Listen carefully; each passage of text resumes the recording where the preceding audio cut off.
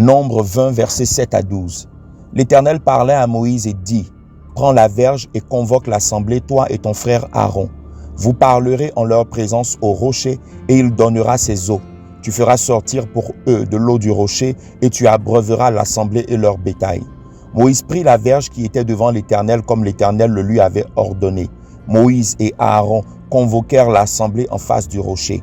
Et Moïse leur dit, « Écoutez donc, rebelles, est-ce de ce rocher que nous vous ferons sortir de l'eau ?»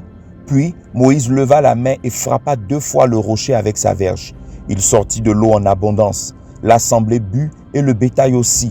Alors l'Éternel dit à Moïse et à Aaron, « Parce que vous n'avez pas cru en moi pour me sanctifier aux yeux des enfants d'Israël, vous ne ferez point entrer cette assemblée dans le pays que je lui donne. » Lévitique 22, verset 32.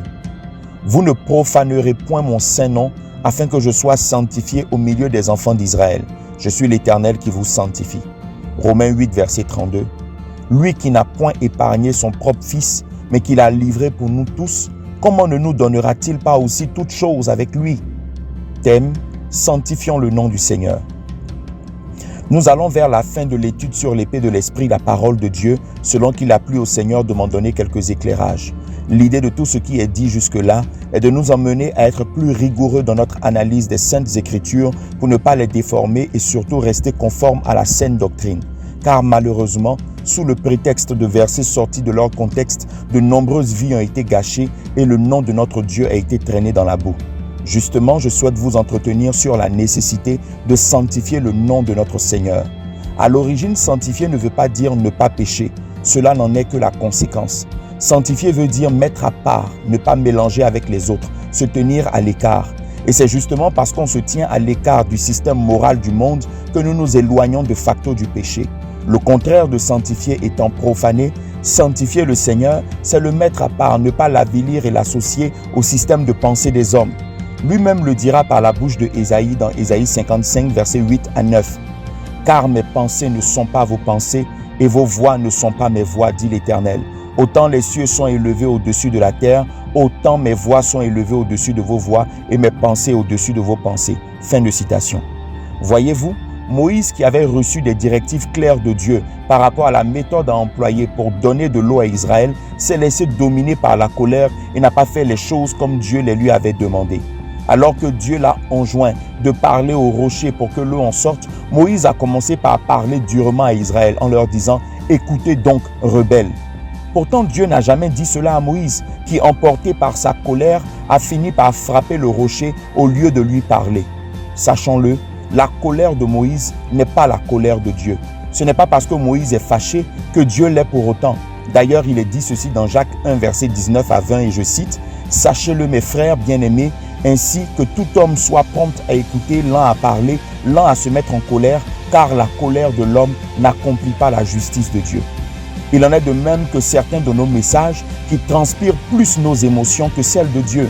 Par exemple, j'entends souvent des prophéties dites à l'église de Dieu par certains prophètes, dont je ne remets pas forcément en cause le ministère, et qui disent que Dieu est en colère contre son peuple. Quand j'entends cela, je me demande qui il faut croire, le prophète ou la parole de Dieu.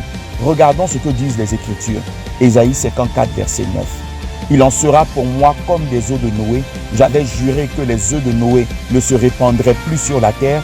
Je jure de même de ne plus m'irriter contre toi et de ne plus te menacer. » Et selon Éphésiens 2, verset 3, nous étions des enfants de colère, mais nous ne le sommes plus. Donc faisons attention à ne pas attribuer nos émotions à Dieu et à ne pas avilir et profaner son saint nom. Car malheureusement, dans certains cas, on est allé très loin. On a réussi à le faire passer pour un Dieu cupide qui ne vous bénira que si vous faites une offrande consistante. J'ai même entendu quelque part que Dieu est un businessman et que comme un spéculateur boursier, il rentabilise l'investissement que vous faites et le multiplie selon la valeur de votre offrande. Mais d'abord, il faut semer. Waouh, j'en ai vraiment de la peine. Comment a-t-on pu réussir à faire passer ce Dieu miséricordieux qui nous a donné gratuitement le plus grand trésor du ciel, son Fils unique Jésus-Christ, pour un Dieu cupide? Comment a-t-on pu accepter de croire que si nous ne faisons pas d'offrande, nous ne pouvons pas être bénis en retour? Lui qui n'a pas hésité à nous donner Jésus, comment ne nous donnera-t-il pas toute autre chose avec lui? C'est à croire que pour notre salut, nous y avons contribué à 50%. Bref, je termine en disant ceci. Si nous venons avec nos idées préconçues et nos propres pensées que nous voulons imposer à Dieu, nous allons trouver dans la Bible des versets décontextualisés pour les justifier. Cela s'appelle l'exégèse.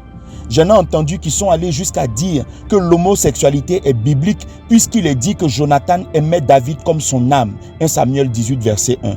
Voyez-vous jusqu'où la bêtise humaine peut nous conduire?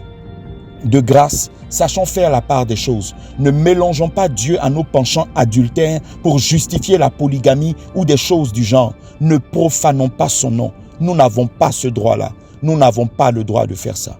Fraternellement, frère Will.